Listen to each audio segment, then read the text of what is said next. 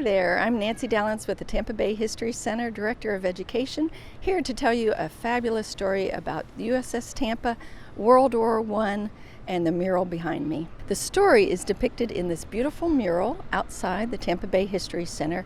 So this mural was dedicated in 2018 in January, and it is a beautiful hand-cut mosaic mural.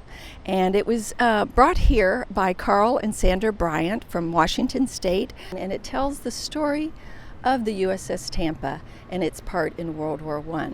So there are literally thousands of very tiny, very thin, and very strong pieces of cut glass, basically glued to a prepared stucco backing.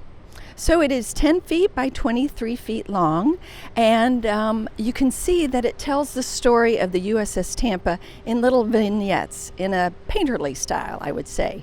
It's told from the left of the mural over to the right. And of course, the whole story is written out across the left in case somebody were to come along the beautiful Riverwalk and want to learn what this mural is all about. You can see that the evening sky is depicted. The clouds are bright and the sky is bright. On the left, it's the beginning, the morning part of the day. And on the right side, it's the evening, more somber or sad part of the day.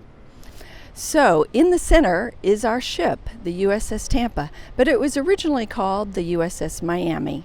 And it was named not for the city, but actually for the Native American tribe, the Miami. So there is the Tampa sailing into its destiny. So she was fabricated in February of 1912 in Newport News, Virginia, 190 feet long and 32 and a half feet wide, could house about 120 or a little more sailors on it. Her first job was to come down to the Florida waters, actually, the Florida Straits, the Caribbean, and the Gulf of Mexico. And her job was to collect taxes and custom fees and decrease smuggling. So it was a pretty good job, but that ended 3 months later.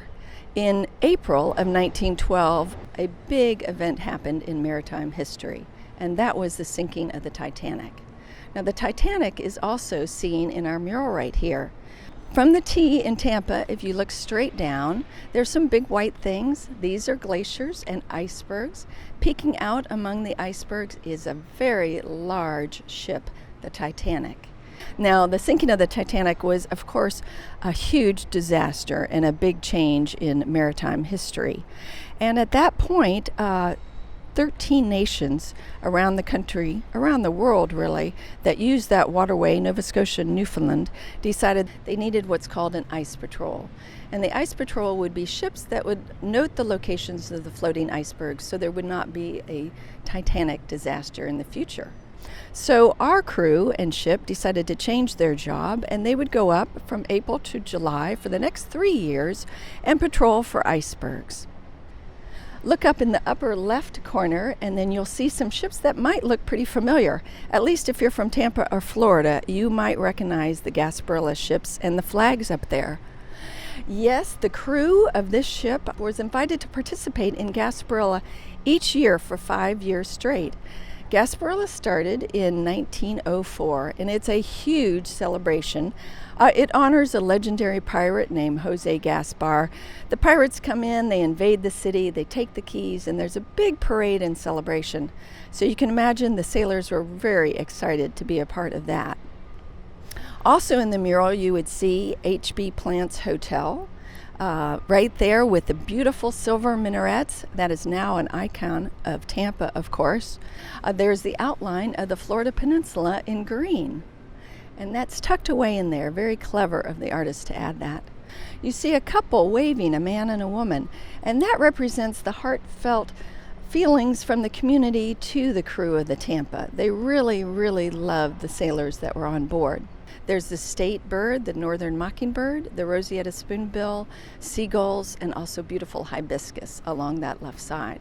So in the center of our mural is the crew. So what do we know about this crew?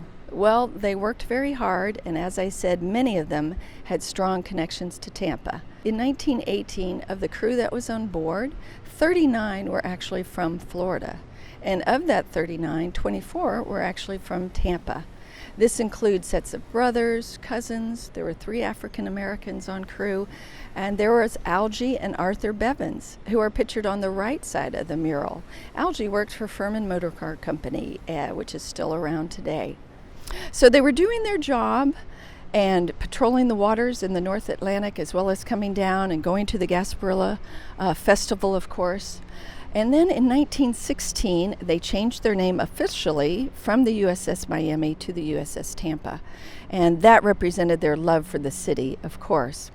Over in Europe, something else was happening. World War I had started, and the United States really wanted to remain neutral. So the ship and crew were called up to the Boston Navy Yard.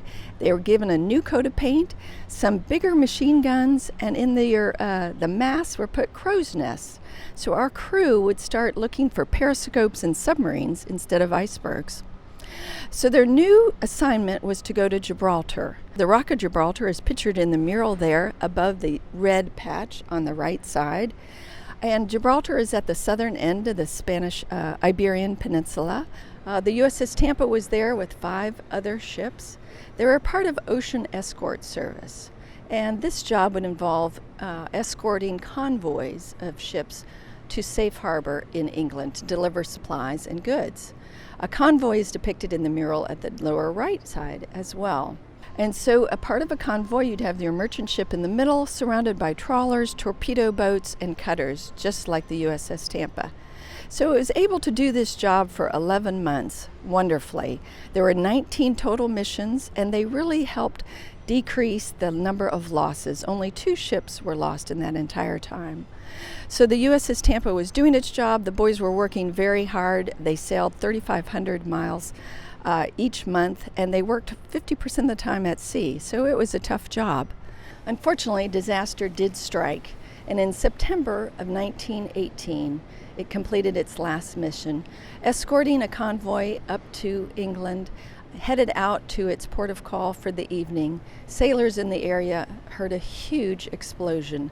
So the report shows that a German submarine, UB-91, hit a single torpedo into the port side of the USS Tampa. It only took 3 minutes for our ship to sink.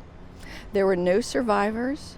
3 days of search and rescue ensued, but nothing really was found. So news got back to Tampa. Of course, it took a little bit of time, no computers or internet. And you can see the headline on the Tampa Morning Tribune, also displayed there in the mural. The city was very sad, and there was a lot of sorrow, of course.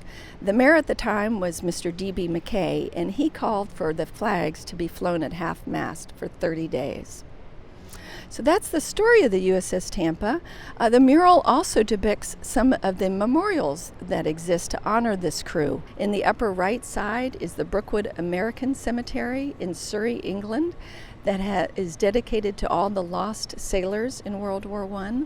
And then over near the red patch is also in Arlington Cemetery, and that is our World War I memorial. And it lists all the names of the sailors on the USS Tampa and the sister ship, the Seneca.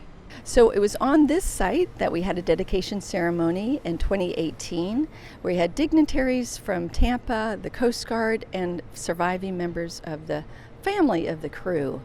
Over the years, there have been 33 Purple Hearts given out in honor of these men. So I hope you have enjoyed the story of the USS Tampa, and you can come by and see it yourself sometime soon.